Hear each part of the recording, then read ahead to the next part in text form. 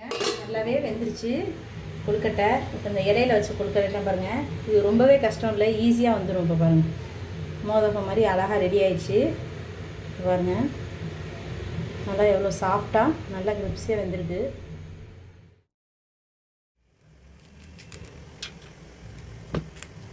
இப்போ நம்ம கார கொழுக்கட்டை தான் செய்ய போகிறோம். கார கொழுக்கட்டை செய்கிறதுக்கு தேவையான பொருள் பார்த்துடலாம். இப்போ நான் 1 கப் அளவுக்கு கொழுக்கட்டை மாவு எடுத்திருக்கேன். இன்றைக்கி விநாயகர் சதுர்த்தி ஸ்பெஷலாக தான் கார கொழுக்கட்டை, இனிப்பு கொழுக்கட்டை எல்லாமே செய்ய போகிறோம். இப்போ கார கொழுக்கட்டை செய்ய போகிறோம். கார கொழுக்கட்டைக்கு தேவையான 1 கப் அளவுக்கு மாவு எடுத்து வச்சுருக்கேன். இப்போ நம்ம அடுப்பில் ஒரு கடாய் வச்சிட்டோம். கடாயை நல்லா இப்போ தாளிப்புக்கு தேவையான பொருள் பார்த்துடலாம். கடுகு, உளுந்தம்பருப்பு, கடலைப்பருப்பு, மிளகா, வரமிளகா. இப்போ நான் ஒரு 5 மிளகா இது மாதிரி சின்ன சின்னதாக கட் பண்ணி வச்சுருக்கேன். கருவேப்பில்லை, 1 கைப்பிடி அளவு தேங்காய் துருவல். இப்போ இதெல்லாமே தாளிச்சிக்கலாம். ஃபஸ்ட்டு அடுப்பில் ஒரு கடாய் வச்சிட்டோம். கடாய் நல்லா சூடாயிடுச்சு. ஒரு 2 டேபிள் ஸ்பூன் அளவுக்கு ஆயில் சேர்த்துக்குவோம். ஆயில் நல்லா சூடாயிடுச்சு. நம்ம கடுகு சேர்த்துக்குவோம்.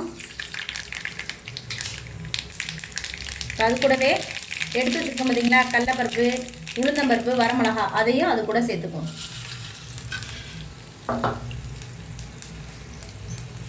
இப்போ இது எல்லாத்தையும் நல்லா ஒரு கிளறி விட்டுருவோம். இப்போ எல்லாமே நல்லா பொரிஞ்சிச்சு. ஒரு கொத்து கருவேப்பிலை சேர்த்துக்குவோம். அதையும் நல்லா கிளறி விட்டுருவோம். இது கூடயே ஒரு 2 டேபிள் ஸ்பூன் அளவுக்கு தேங்காய் துருவல் சேர்த்துக்குவோம். இப்போ நம்ம அடுப்பு ஆஃப் பண்ணிட்டோம். அதையும் நல்லா கிளறி விட்டுருவோம். அவ்வளோதாங்க.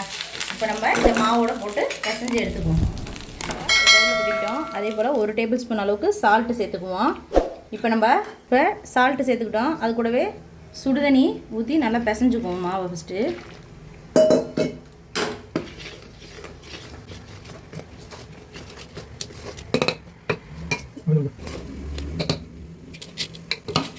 இப்போ நல்லா பிசைஞ்சுக்கிட்டோம். இப்போ இந்த ஸ்டேஜில் நம்ம தாளித்து வச்சுருக்கோம் பார்த்தீங்களா, இது எல்லாமே இந்த மாவோடு சேர்த்து அதையும் பிசைஞ்சுக்குவோம்.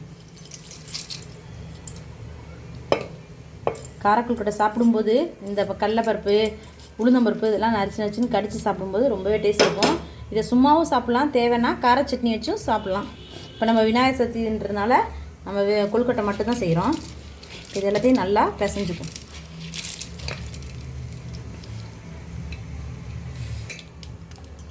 இப்போ இது எல்லாத்தையும் நல்லா பிசைஞ்சுக்கிட்டோம். இது கூடவே நம்ம இட்லி தட்டு வச்சு ஒவ்வொரு கொழுக்கட்டையாக பிடிச்சி எடுத்து வச்சுக்குவோம். இப்போ நம்ம ஒவ்வொரு கொழுக்கட்டையாக இது மாதிரி பிடிச்சி எடுத்து வச்சுக்குவோம். நல்லா சாஃப்டாக இருக்குது பாருங்கள், எவ்வளோ சாஃப்டாக.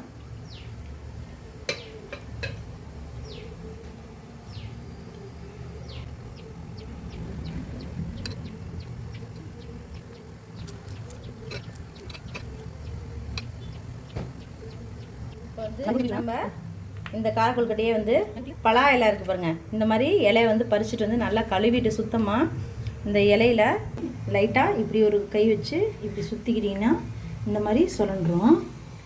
இதில் பின்னாடி பேக் சைடு குச்சி இந்த மாதிரி குத்திக்கணும். 2தையும் ஜாயின் பண்ணுற மாதிரி.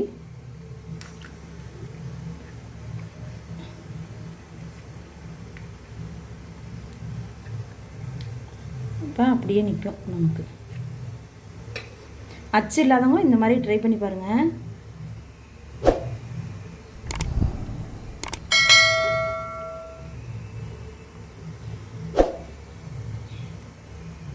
மா இலை, வாழை இலை, வெத்தலை இது மாதிரி எல்லாத்துலேயுமே வச்சு செய்யலாம்.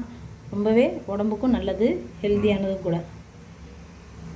இப்போ இது எல்லாத்தையுமே நம்ம வேக வச்சு எடுத்துக்குவோம். இட்லி தட்டில் இந்த மாதிரி வாழை இலையை நடுப்பில் கட் பண்ணி வச்சுக்குவோம். சின்ன நுனி இலையை எடுத்து இப்போ இது வச்சுட்டோம்.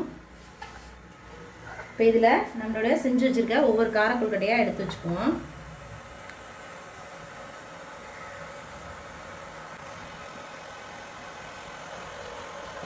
நம்ம இப்போ இந்த இலையில் எடுத்து வச்சுருக்கோம் பாருங்க, அதையும் இந்த மாதிரி ஒன்று ஒன்றா அடுக்கிக்குவோம்.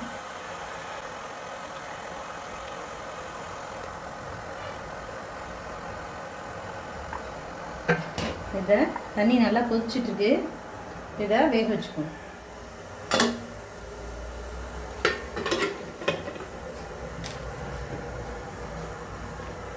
இந்த இலையெல்லாம் கரெக்டாக அதை வச்சுட்டு தட்டை மூடி போட்டு மூடிடுவோம். ஒரு 10 நிமிஷம் நல்லா வெந்து வரட்டும்.